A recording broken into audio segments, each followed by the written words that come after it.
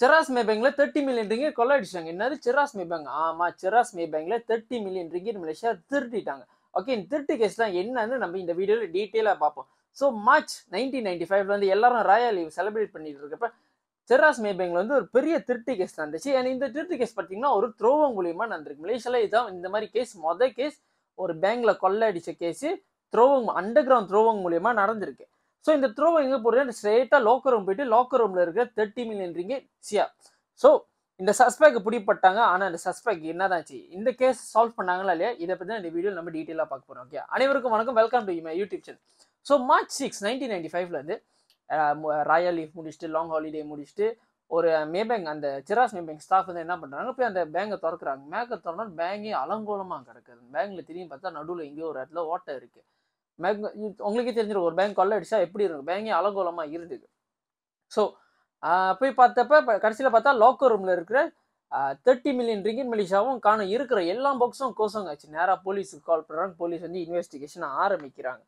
So இந்த எல்லாரும் நினச்சிக்கிட்டு இருப்பாங்க பேங்க் தான் one of the safest place to நம்ம காசை வைக்கிறதுக்கு, நம்ம கோலை வைக்கிற. பட் 1995 செராஸ் மேபேங்க்ல கொள்ளை அடிச்சிட்டாங்க. இது ஒரு உண்மை சம்பவம். நீங்கள் போய் சர்ச் கூட பண்ணி பார்த்துக்கலாம், பிரச்சனையே இல்லை. ஓகே, ஸோ பிடிஆர்எம் வந்தோடனே அந்த ராபரி கேஸை இன்வெஸ்டிகேட் பண்ணுறாங்க. அண்ட் இதுக்கு முன்னே வந்து நடந்த ராபரி கேஸ்லாம் எப்படி இருக்கு, இது பேங்கோ இல்லைன்னா நான் பேங்க் மலேசியாவில் எப்படி நடந்திருக்குன்னு பார்த்தீங்கன்னா வந்து, அதாவது லாக்கர் ரூம் இருக்குன்னா லாக்கர் ரூம் பக்கத்துலேருந்து ஏதாவது வாட்டையை போட்டு பூருவாங்க. பட் இந்த கேஸ் பார்த்தீங்கன்னா ஒரு வித்தியாசமான கேஸ். மலேசியாவில் மொதல் நடந்த கேஸ், அதாவது ஒரு த்ரோவங் மூலியமா, அண்டர் கிரவுண்ட் த்ரோவங் மூலியமா போன கேஸ். ஓகே, இந்த மேபேங்க் மாதிரி செராஸ் மேபேங்க் பார்த்தீங்கன்னா அந்த காலில் வந்து ஒரு ஷாப் ப்ளாட்ல இருந்திருக்கு. அது வந்து ஒரு 3 மாடி ஷாப் ப்ளாட்டு. அண்ட் ஒரு பெரிய ட்ரெயின் இருக்கு ஆப்போசிட், அதாவது மொன்சூன் ட்ரெயின்னு சொல்லுவாங்க. மழைலாம் பெஞ்சா அதில் தான் ஃபுல்லாக தண்ணி எடுத்துருப்போம். நார்மல் டைம்ல தண்ணி வந்து மெதுவாக தான் போகும். ஓகே, ஸோ இந்த ட்ரெயின்லேருந்து எப்படி போயிருக்காங்க பார்த்தீங்கன்னா வந்து பெரிய மொன்சூன் ட்ரெயின், மீடியம் ட்ரெயின், அதுக்கப்புறம் க்ளோஸ் ட்ரெயின் மூலியமா கீழே த்ரோவங் மாதிரி போட்டு கரெக்டாக அந்த லாக்கர் ரூமுக்கு கீழே போய் உள்ளே உடச்சிட்டு உள்ளே பூந்துருக்காங்க.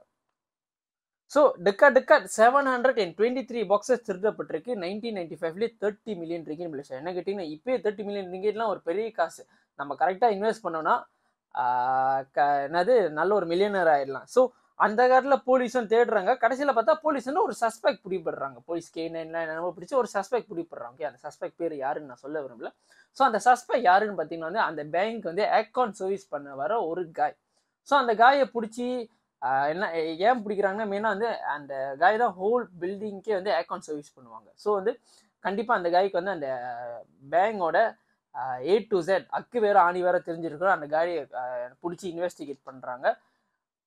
போலீஸ் பிடிச்சி இன்வெஸ்டிகேட் பண்ண என்ன அது அவுட்கம் ஆச்சுன்னு பார்த்தீங்கன்னா வந்து கடைசியில் வந்து போலீஸ் கஸ்டடியில் இருக்கிறப்ப வந்து அந்த சஸ்பெக்ட் வந்து இறந்துடுறாங்க.